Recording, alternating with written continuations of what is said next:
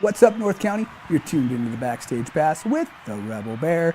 Tonight, I have Miss Cynthia Ford in the house. Thank you so much for coming here. My pleasure. Thank you for I truly having me. appreciate it.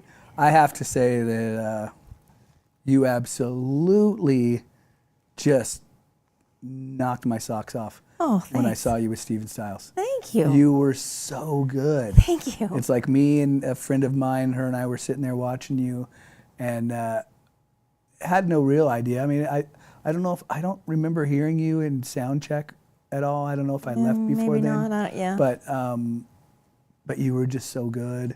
Thank you. And you know, I hate to complain, but there were some people in there that pretty much the whole time you were playing, and luckily I could hear you well enough over them, but they were just talking the whole time. And me and a friend of mine who also came, he was just looking over me. He was like, I should have worn my shirt. He had this shirt that says, "Is my music bothering your conversation?" So, yeah. you know, but they were having a good time, and They were. I think they were friends of Steven, or they had been to a few. I think they're fans at least. Yeah, I've been to a few of his shows.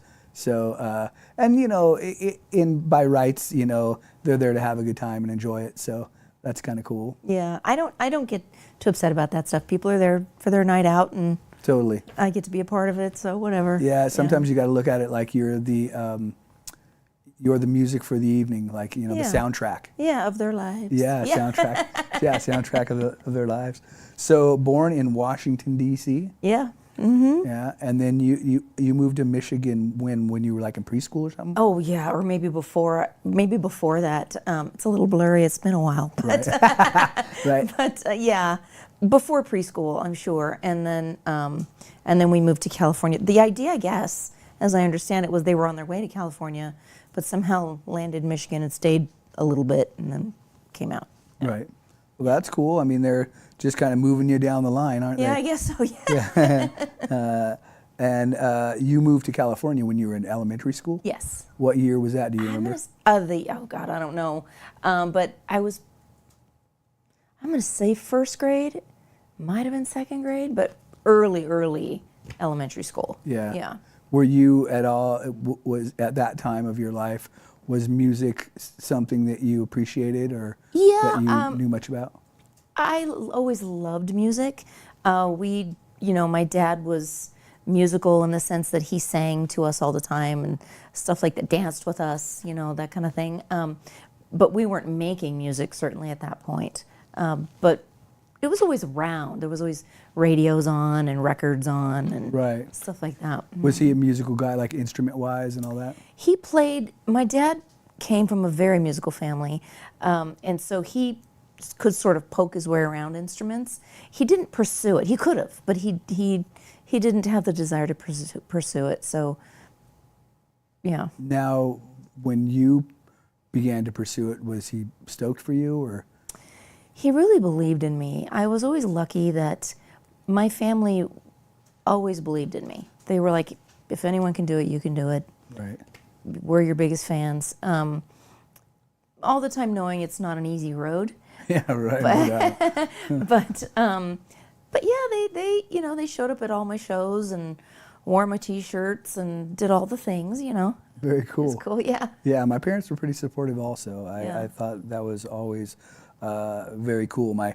I wasn't living with my parents. I moved out when I was 16. Oh, wow. But they kind of booted me out. But and I was a good kid, There's too. There's a story there. Yeah, there is a story there. But what was funny was I started my first band with my friend Eric McCornack. Mm-hmm. He's a singer for a band called Soundhouse. Okay. And one day I came home and my roommate said, "Your dad came by and dropped something off in your room." And when I went to my room, there was a full PA. Oh. And so I was like, wow. How sweet. You know, yeah. And they used to come to my shows and videotape and all that. Yeah, that's cool. And I still have a lot of those videotapes. That's which great. is really cool. Yeah. So yeah. And then you grew up in Gilroy. I grew up in Gilroy, the garlic capital of the world. How did you like that? You know, at the time I liked it. My best friend, who's still my best friend, lived across the street, so we became best friends then. And we've been best friends throughout. As a kid, I liked Gilroy. I was ready to leave, though, when I got to be 18. I was ready to get out of there. It got small as you get older. It got small. But Yeah, it was a good place to grow up, for sure. How was your high school days there? They were cool? You know, I don't know how other people saw it. I felt like a social outcast a lot of the times. Like, I was the weird creative girl, you know. I was into writing songs and bands and not as into boys. Like, I was the girl in the band, not into boys in that way. You weren't the groupie. I wasn't I was in the bands, you know, Right, largely yeah. thanks You to weren't the my groupie, older you were in brother. the I was band. in the band, yeah. Yeah. And so, yeah, it was, I had my best friend and I had a couple of close friends, but I wouldn't consider myself like popular. I went to school and then I went to the theater to rehearse or went to band practice or whatever. And you had a band obviously in high school. Yeah. What was that Several. like? What kind of band was it? It was these guys that I knew from the town. They were cool, Albert Marquez and Sam and Ron Sotelo.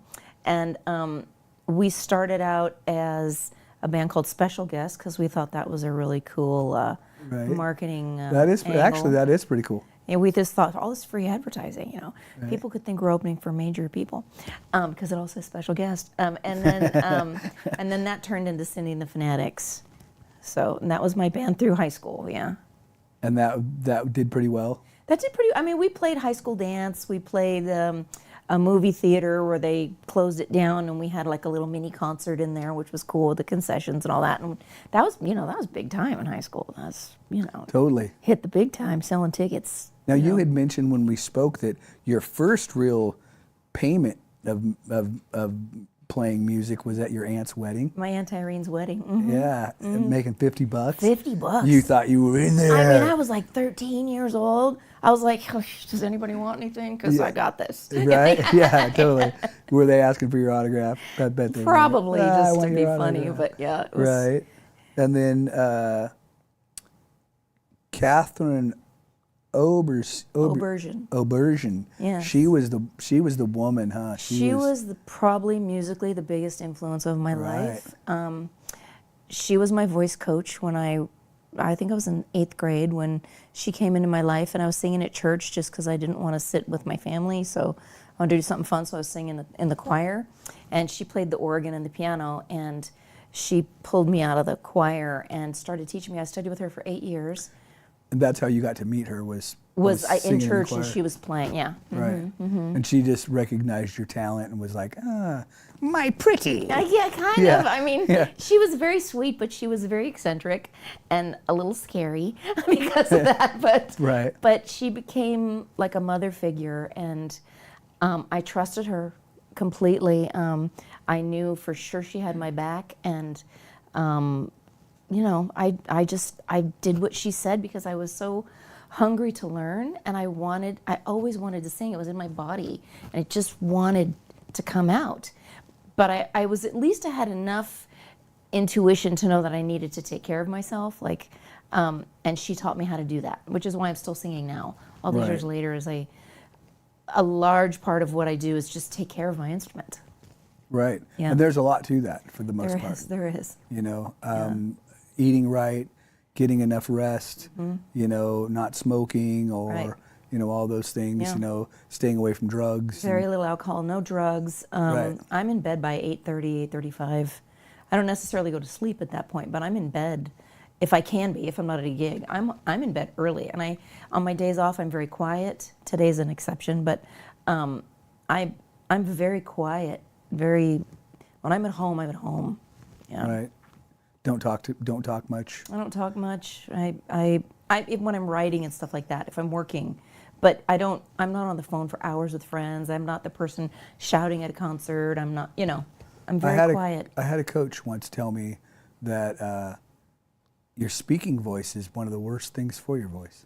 Yeah. Yeah, I don't know if that's true, but that's what she told me. She said, you know, your speaking voice is like one of the worst things for your voice because I don't know the exact reason, but she said, you know, like if you're at a show, you should go, you know, say hi to whoever, but go somewhere and sit quietly and let your voice rest. It's really hard at the loud venues when everybody's shouting and wants to talk to you before and after the gig. Yeah, totally. That is so taxing. I really prefer to just be somewhere quiet, go out, count to 4, do my thing, and go. And then, you know, maybe when in a quieter setting, I can have a conversation with people. But at the venue is very difficult. Yeah, when you have to shout over everybody else and trying to get somebody to hear you, it does make it very difficult. Yeah.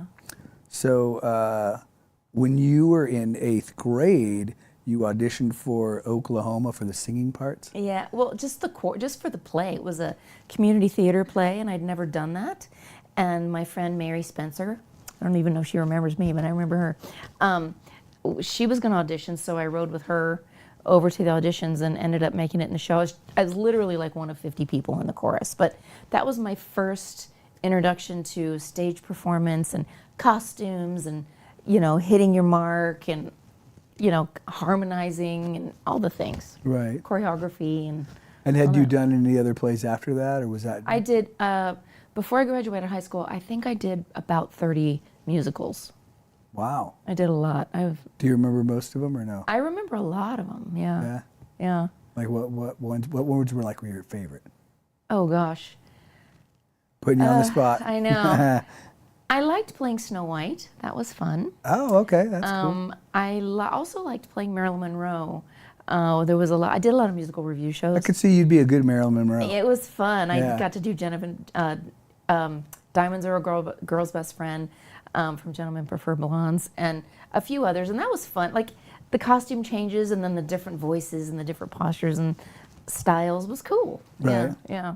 Yeah, I did a little bit of drama in high school and a tiny bit in junior high, and I liked it. It was a different vibe. I was never a jock. I was more of a geek, and you know, I hung out with like the stoner kids, even though I wasn't a stoner, and all the guys that listened to heavy metal. But then when I drifted over to do drama, I just got my chops busted like left and right. Oh, like, really? Oh, yeah. They're like, what are you doing? That's the lamest, you know. Really? But then once I really got to learn how to sing, and then it started like, they would come to the performances and stuff, and then they'd be like, dude, you actually have got a really good voice. Mm-hmm. I'm like, well, that's what I'm trying to work for. Yeah. You know, and then when I got a band, then my friends were like, oh, dude. Yeah. You know, that's cool. And you could step into your full. Yeah. Which is always super cool. Yeah.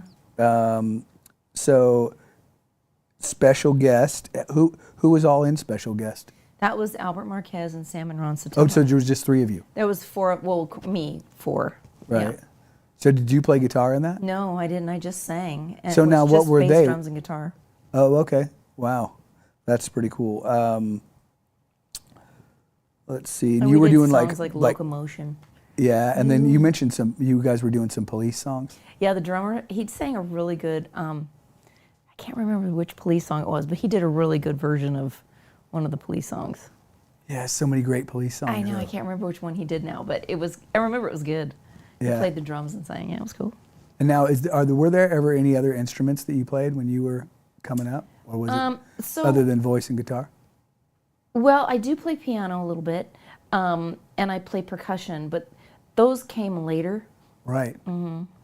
Yeah. So you had special guests, but ultimately you changed that to Cindy and the Fanatics. Yeah. What was there a reason why you guys changed that? You know, I don't remember now. God, because it's been a minute. But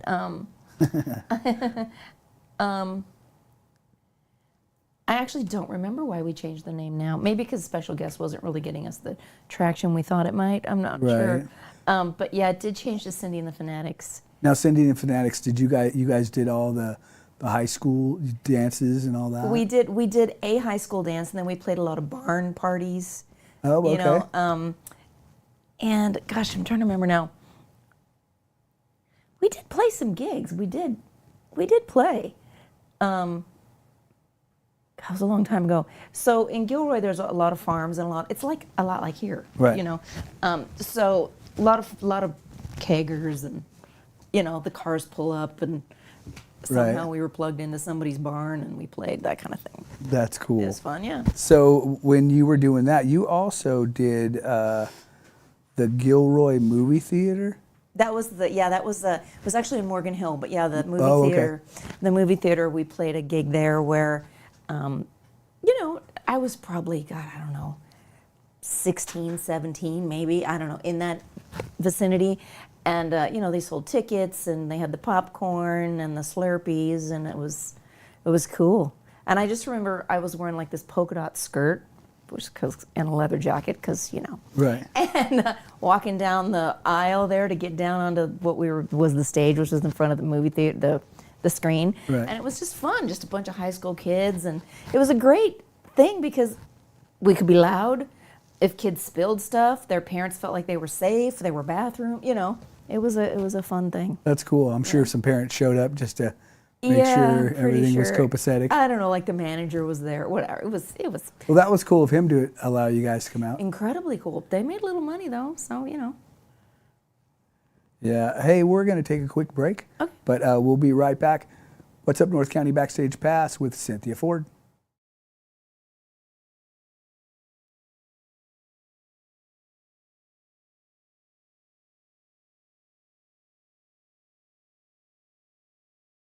Are you tired of looking at that worn-out concrete garage floor, patio, or porch? Look no further than MGP Coatings, where customer service reigns supreme. Our team goes above and beyond to ensure your satisfaction every step of the way. Before we even start coating, we meticulously repair your concrete, ensuring a flawless finish that lasts. And here's the best part. Our Pentec coatings are 4 times stronger than epoxy, so they won't chip or peel, making maintenance a breeze. Plus, they come with a limited lifetime warranty. Call us today at 805-952-5301 or check out our Facebook and Instagram and experience the MGP coating difference. Don't wait. Transform your garage, patio, porch, or driveway and become a part of the MGP coating family. What's up, North County Backstage Pass with the Rebel Bear. This evening we have Miss Cynthia Ford in the house. Once again, thank you so very much for coming in here tonight. So you pretty much sold out the movie theater. Yeah, I think so. Became your local rock star, basically, yeah, right? Gotta do what you gotta do. And your bass player hooked that show up?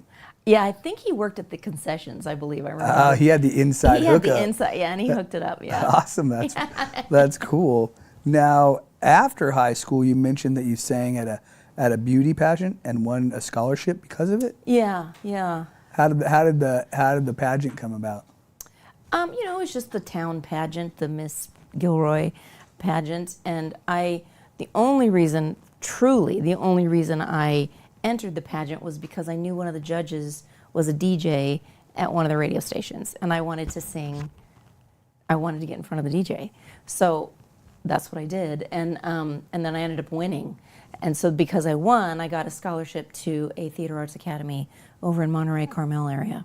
Oh, very cool. Mm-hmm. And so you obviously went there to basically expand your vocal ability? Yeah, and it was just, I was 18. I was just, whatever opportunities presented themselves, I went for them. Right.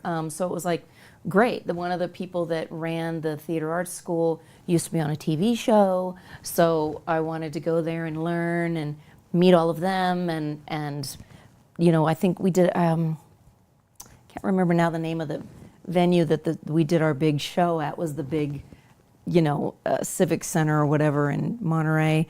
So that was neat to play on a big stage like that and have all the big audience and the pro lights and all that kind of stuff. That was neat. Yeah. So was it acting and singing, or was it just singing? It was a lot of singing and dancing. Yeah. It wasn't a play, it was more of a musical review, which I loved. Right. To do. So it was, a lot of costume changes, again, a lot of different styles of music, sometimes wigs, that kind of stuff. It was fun. Did you get to do a lot of lead vocal in that, or were you? Yeah. Did you, when you were doing that, were you like, like when you have those kind of dance troupes and vocal troupes and all that, were you more of one of the specialized singers in it? Or? I definitely had roles, but there were so many, and I think they did that by design so that everybody got their right. But I did have several different parts that I played. Yeah. That's pretty cool. It's kind of nice to be able to, like you were saying earlier, to switch from one thing to another and kind of broaden that horizon. So I can't remember the name of the group. The Something Sisters. They did that song Boogie Woogie Bugle Boy of Company. Oh yeah, Boogie. yeah. Those guys with the hairdos. So I was one of those, and then I was. I definitely played Marilyn again in that. and then I think I was Janis Joplin. Like, I got to do all these different singing styles, which, how cool is that? You know? What was that like, doing the Janis Joplin? It was fun. Now, you know? did you, because you don't, to me, you have like this bluesy, soulful voice. So I think of Janis Joplin. I mean, she does kind of have a bluesy, soulful voice, I guess, but to me, it's more like, baby, baby. Like, It was very raspy. yeah, raspy. I was learning. I didn't have my sound yet, you know. Were you into that, singing that way, though? Yeah. Yeah. Some I people was it can into be all of it. uncomfortable for, you know, like when I grew up, I was listening to bands, a lot of bands that sang like that. Like, Well, my teacher was not a big fan of it. see, neither were any of my teachers. She was not a fan of that and really didn't want me to do that part, but, you know. When I first started doing High Voltage, the AC/DC tribute, and I went to my teacher and, you know, said to her, hey, this is what I'm doing, and, you know, can you help me out? And she's like, yeah, I'll help you out. She goes, but I don't know why you're doing it. And I'm Yeah. like, well, I'm doing it because I really love it and it's fun. And she goes, yeah, but you know this is totally unnatural. Yeah. This is not what the voice wants to even do. Right. She said, so, you know, beware and be careful Yeah. because this can cause you problems down the road. Right. And then she helped me sing in a way where it made it where it wasn't hard on my damaging. voice. Yeah. And then she referred me to a guy, Daniel Formica, who is an amazing singer and a great vocal coach. And I've been going to him for years, but I had left the band and then went back, and then he taught me a whole new way to do it where he said, what I want you to do is sing it all totally clean in that register that it's in, but then at the end, just throw the dirt on. So then that way you're not singing it dirty the whole time. I'm like, yeah, but it won't be the same. He goes, nobody's going to notice. Right. The last thing they're going to hear is that dirt, and then they go, oh, that sounds awesome. Right. So, and he was right, and it totally saved my voice. Yeah. So anybody I guess anybody that's singing dirty, try to save that, you know, because it's not easy. It takes its toll. It takes a toll. I mean, it was a short run show. I think I sang 2 songs of her. Like, it wasn't. But you must have had fun kind of taking on her role, Oh, right? heck yeah. I was so with the headband. And, Right. You know, like. The bell-bottom jeans Yeah, and all just, that. you know, it was fun. That's cool. Were there any other vocalists that you did that you really got into? Other than the I wish I knew the name of that Bugle Boy. Yeah, but you know who I'm talking Yeah, about. oh, totally, yeah. The Something There's Sisters. Yeah, and there's a movie. It's some war movie that they're in the barracks and they're listening to that song, and they're singing, and they're just like they're jamming. dressed like in the military Yeah, outfits. yeah, and they have the hairdo. Yeah, that song's totally great. It's Yeah, like, so- that's a song that stands the test of time, right? Totally, yeah. Yeah. So I can't think of, but everybody knows who we're talking about. Yeah, right. But yeah, so yeah, no, I don't know. I am an artist who loves other artists. So, you know, I can't say that there's one artist that I'm like, oh, that's the person that I admire the most or certainly aspire to or anything like that. I love fellow artists.